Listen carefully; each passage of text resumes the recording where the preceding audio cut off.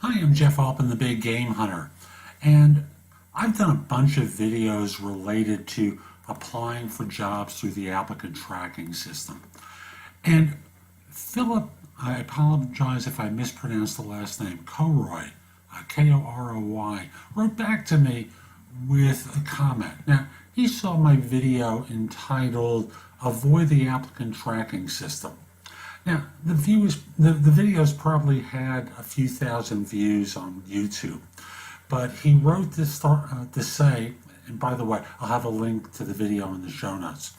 It's a shame more people haven't seen this video, and he suggests I repost it or update it to a video about filling out job applications. Now, he continues by writing, and I thought this was going to be useful to share with you. Whether they're ATS or on paper, they're a waste of time for most jobs. I presume he's talking about applications.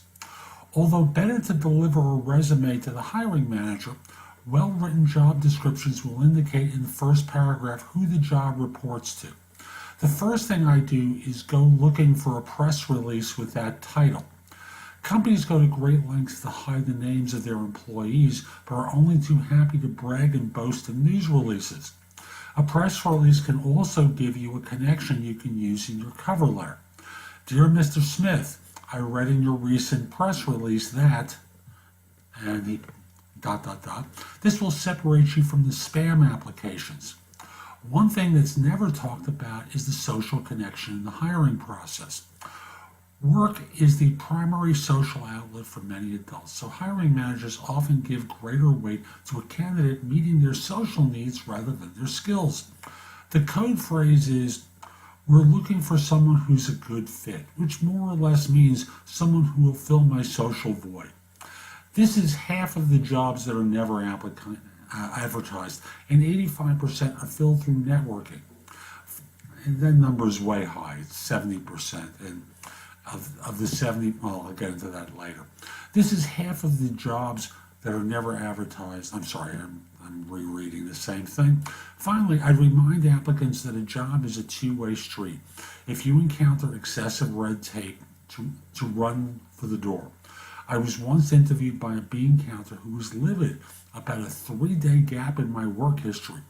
I politely told him it was probably a 3-day weekend. I stood, shook his hand, thanked him for his time, and left. He'd failed the interview. Now, let me kind of dissect this. As many of you know, I've always said never, ever apply for a job through the applicant tracking system. It is, it's so hard to stand out, amongst a pack of resumes. And even if you do, I have videos that talk to how to best go about doing it through an ATS, to kind of rig the ATS and defeat it. So the suggestion about looking for a hiring manager through press releases is a good one, and you can use Google in order to do this. And LinkedIn, of course, is a great tool. You can search by company and title and get to the individual who be that person. Once you have that name, you can circle back to Google and look for the press releases. That's probably the tactic to use. Now, in terms of fit, he says 85% of positions are filled through networking. I know the statistic is 70% of positions are filled through networking.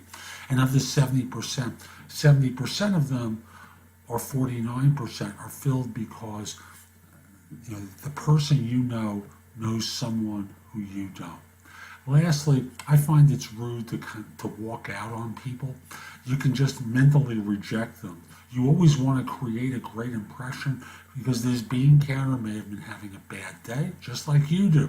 This bean counter, looked at this. I agree, this person was an imbecile, but you never know where they show up years later where you want to be. And looking across the table, it reminds me of a classic episode of Curb Your Enthusiasm where Larry David is yelling at some person who is giving him a hard time on the road, only to discover this is the person that he's meeting with for his next appointment. So I remind you, the world changes. You change, they change, and it's a small world. And you never know where you run into someone, or someone who they know who knows you and is willing or is interviewing you and winds up giving you a bad referral. So hope you found this helpful. I'm Jeff Altman, the Big Game Hunter. If you're interested in my coaching you, I want to remind you that you connect with me on LinkedIn at linkedin.com/IN/the Big Game Hunter. Mention that you saw the video. I just like knowing that I've been helpful to folks. And once we're connected, send me a message. Let me know that you're interested in one-on-one coaching. I look forward to helping you. Lastly, I have classes on Skillshare.